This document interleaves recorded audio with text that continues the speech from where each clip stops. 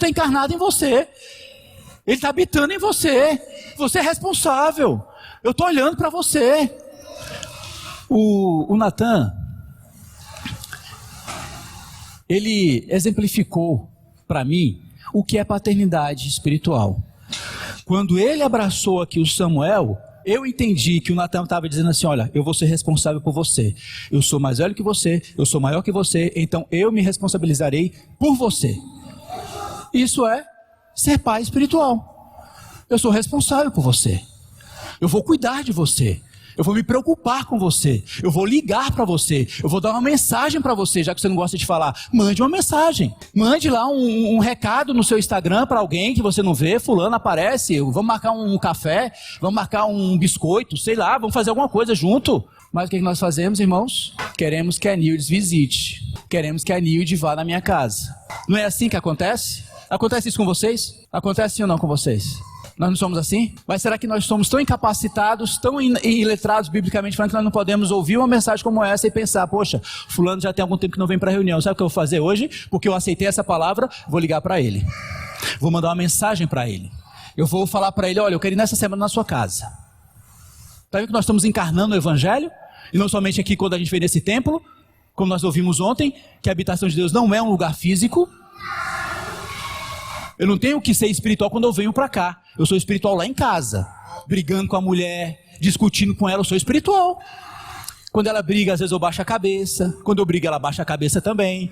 Não é sempre, mas abaixa. Tem que dizer a verdade, né? Mas enfim, isso é ser espiritual. Vivemos em comunidade, meus irmãos. E você dizer para mim, irmão, que você não se ofendeu com alguém, eu vou dizer uma coisa: eu desconfio da sua espiritualidade. Eu diria que você é um político, porque viver em comunidade e não se ofender, irmão, é político. É político. Político é aquele que dá a mãozinha. Bom demais você, que discurso tu fez lá, rapaz, que é aquilo? Eu quando crescer quero ser que nem você. Dá as costas e ó, como é que o cara fala daquele jeito? Meu Deus, eu trouxe um visitante para a igreja, ele fala daquele jeito. Será que ele não podia ter pegado mais leve? Talvez falado mais baixo? Mas na frente, apertozinho de mão. Irmão, nós vamos de momento algum ou outro. Eu vou ofender vocês, vocês vão me ofender. E muita gente já me ofendeu. Muita gente já me ofendeu. E aí muitos, quando são ofendidos, que ofensa é tropeço. Se vai da palavra ofensa é tropeço. A pessoa tropeçar, se escandalizar. Ela para, ela tropeça. Ela não checa no seu coração por que ela tropeçou. Por que eu não quero continuar? Será que o meu coração já não tinha caído? E agora isso aqui só fez me derrubar de vez? Então, irmãos, nós temos que aprender a avaliar as nossas condições espiritual. Paulo está fazendo isso aqui aos coríntios.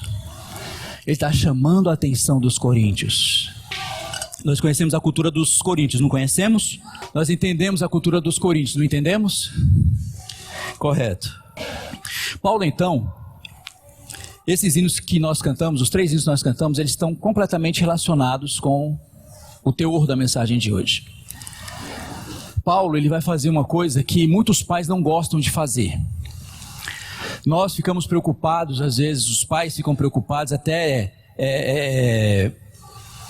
envergonhados muitas vezes, de dizer para o filho ou para a filha: olha, eu sou o seu pai. Ele precisa afirmar para o seu filho ou para a sua filha que ele é o pai deles. Imagina como é que um pai se sente. A própria posição de pai já era suficiente para determinar: você é o meu pai. Gostando ou não gostando, você é o meu pai. Mas Paulo aos Coríntios fala assim para eles, no versículo 14 que nós lemos e oramos: não vos escrevo estas coisas para vos envergonhar. Paulo está dizendo isso por quê, meus irmãos? Porque os coríntios, culturalmente, lembra da ágora que eles tinham lá em Corinto? Nas cidades gregas, eles não tinham aquela praça onde as pessoas iriam para debater, para discutir, para falar suas opiniões. Não tinha esse lugar lá? Então eles vieram para a igreja com essa bagagem. E Paulo lembra da cultura? Paulo, agora a cultura está mudando. Na igreja nós não praticamos isso. Na igreja não há uma democracia, onde todo mundo emite a sua opinião, onde todo mundo emite o seu parecer. Não, todos nós somos estimulados a pensar o quê? A mesma coisa. Isso é contra a cultura ou não é contra a cultura? Isso não é agressivo para muitos ouvidos atuais? É agressivo? Como é que história é essa de pensar a mesma coisa? Você está me obrigando, a expressão que usa é essa, você está me obrigando a fazer o mesmo que você, a ler esse livrinho? Não, não é assim não. Que história é essa? Não é assim que nós pensamos? Mas quando nós olhamos para o texto bíblico, Paulo aqui está alertando a igreja no Gama como alertou a igreja em Corinto.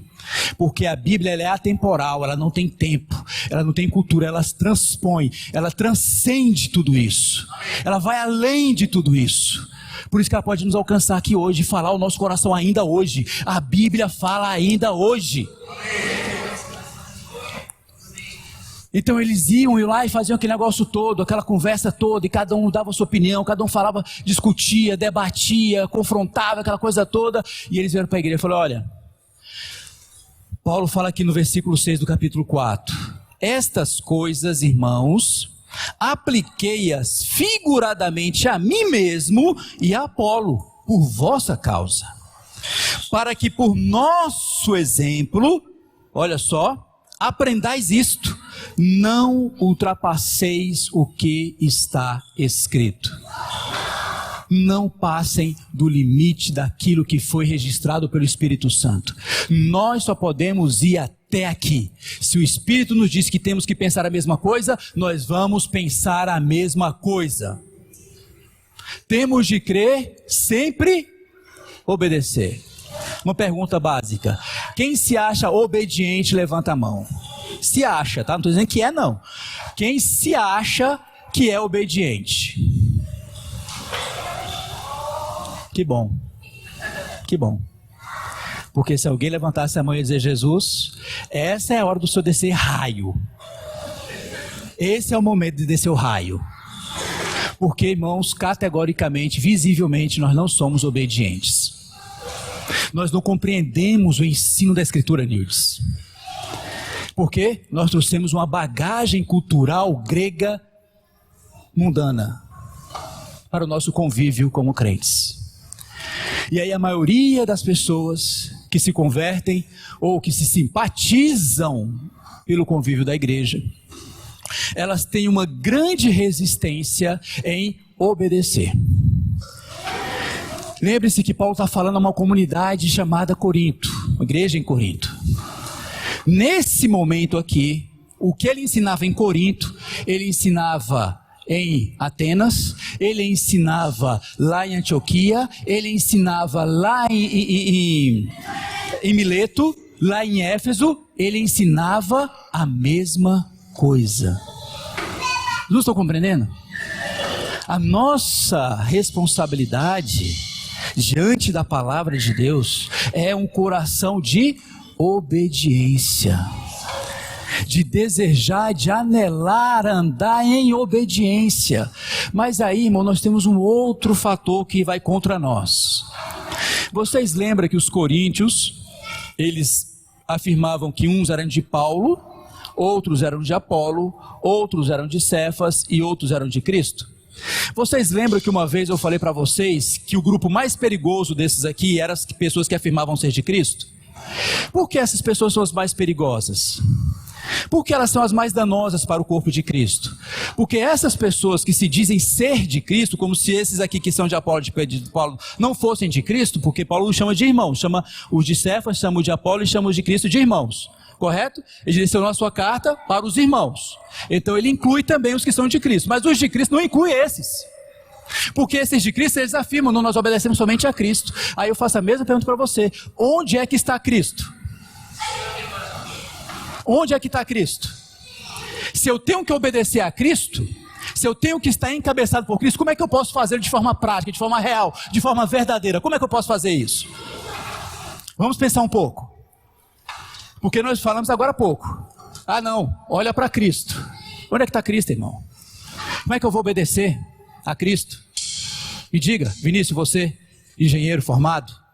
Ainda não, mas está caminhando. Como é que nós obedecemos a Cristo?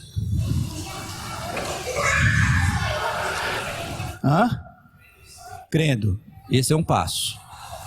É o primeiro passo. Mas depois que eu creio, eu tenho que obedecer. Olha só, irmãos.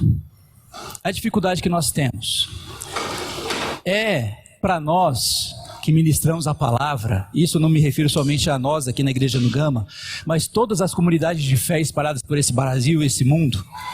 Os pastores hoje, eles encontram uma dificuldade imensa, para ter a obediência do seu povo. Os batistas têm dificuldade para obter obediência dos batistas, dos seus pastores batistas. Os presbiterianos têm dificuldade para obedecer os seus pastores presbiterianos. Os assembleanos têm dificuldade para obedecer os seus pastores assembleanos. As comunidades de fé hoje, os ministros de evangelho hoje, eles têm uma dificuldade imensa ao ministrar a palavra. Você sabe por quê? Porque aqueles que pertencem à comunidade a qual eles estão cuidando, que Deus colocou eles ali da frente para poderem apacentar, para poderem cuidar daquele povo, eles não querem obedecer o pastor local. Sabe quem eles preferem obedecer? O pastor do YouTube.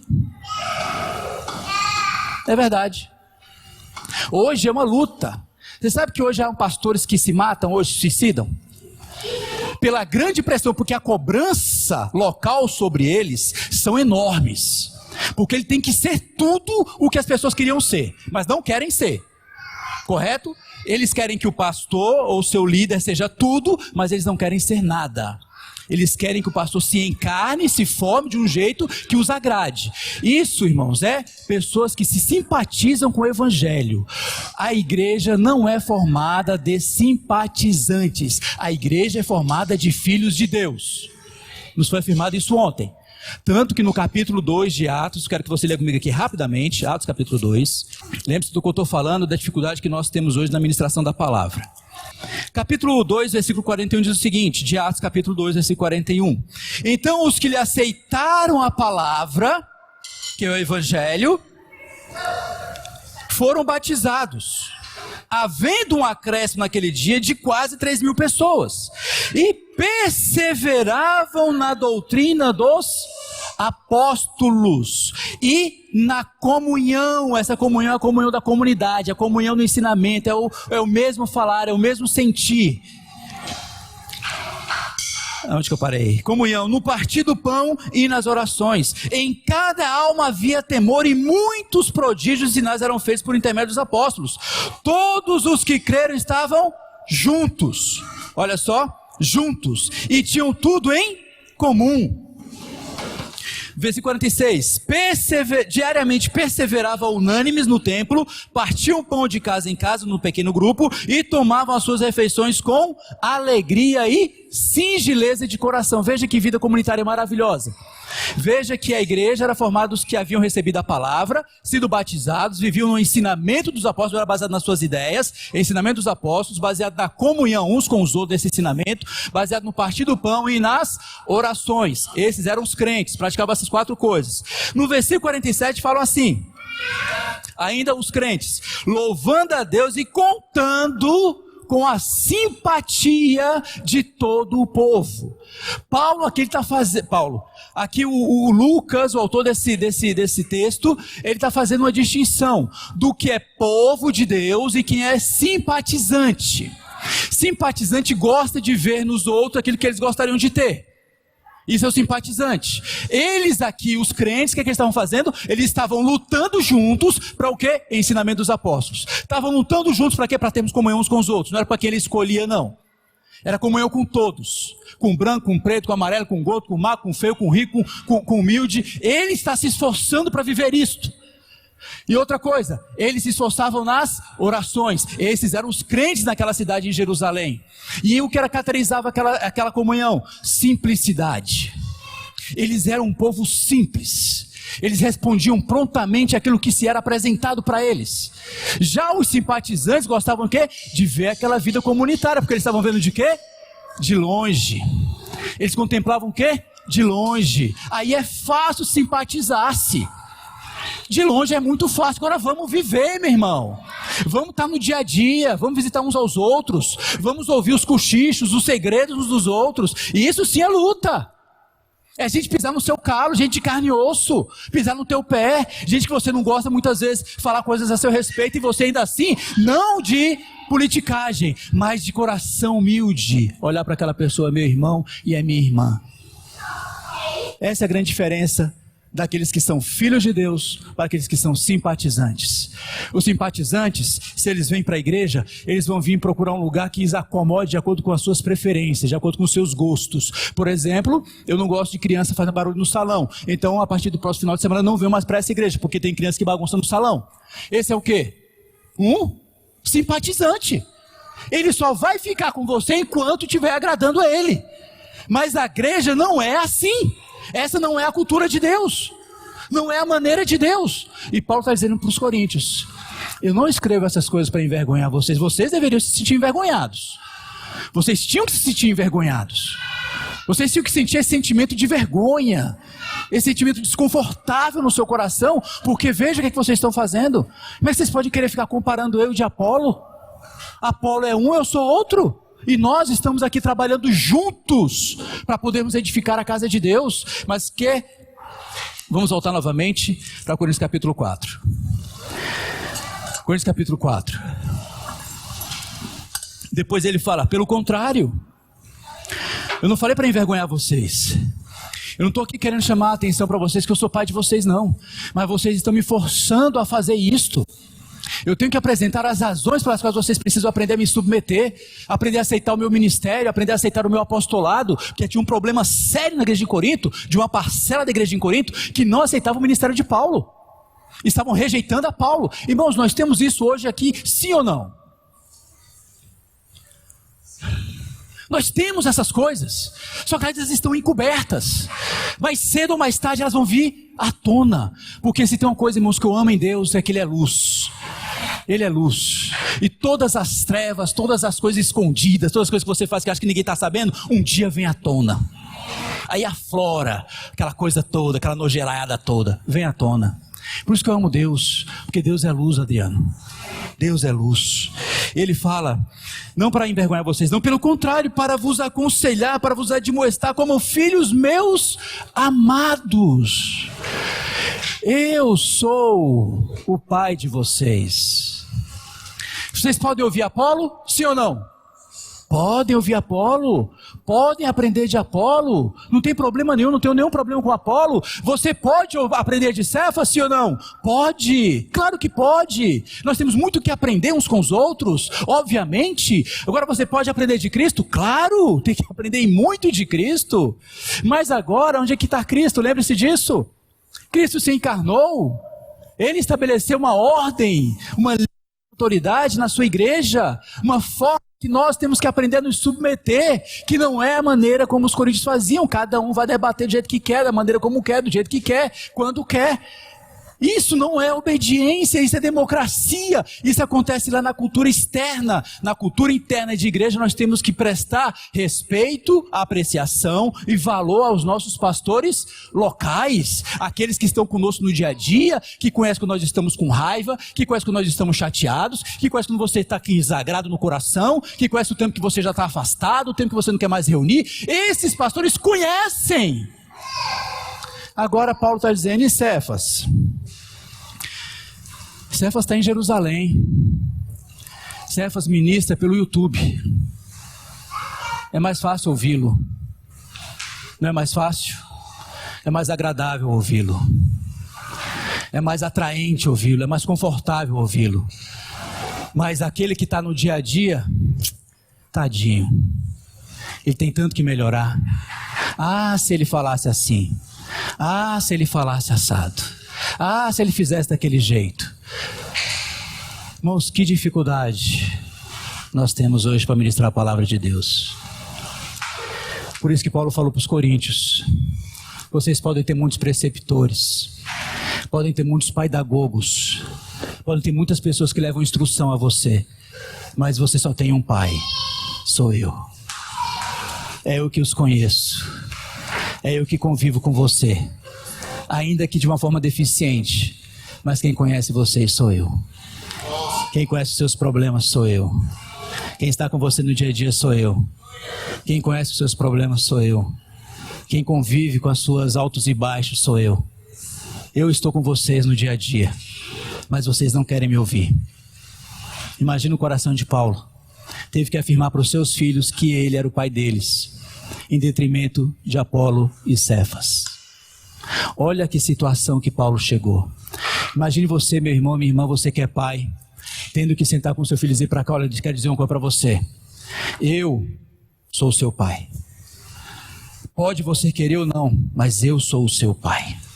Quem está aqui com você, alimentando você, aguentando as suas desventuras, aguentando os seus... o que é que os filhos falam? A malcriação, a sua rebeldia, a sua desobediência, sou eu. Imagina você falando isso para o seu filho, para a sua filha. É confortável, pais? Deixa eu ver se os pais, se eu estou enganado. É confortável fazer isso? Tem que afirmar para o seu filho que você gerou ele, com todo o trabalho, com toda a luta, com toda a dificuldade que você sabe, e aí assim ele se volta contra você e diz: se o meu pai fosse que nem o pai da minha amiga da escola, que faz isso e aquilo e tal, como é que você ia se sentir? Pensa você aí como pai. Pensou, Roberto? Como é que você ia se sentir? Diga para mim, como você ia se sentir? Triste mesmo? E você falaria ainda assim essas coisas para ele? Para elas, no caso do seu caso, para as duas meninas? Sabe por que você faria isso, irmão? Porque você é pai. Agora os preceptores não. Sabe qual é a preocupação dos preceptores? Dos pedagogos? Dos que levam instrução a você? Só levar a instrução a você. Se você vai viver, se você não vai viver, pouco importa para eles. Se você está passando por uma dificuldade, pouco importa para eles. Não tem a menor importância.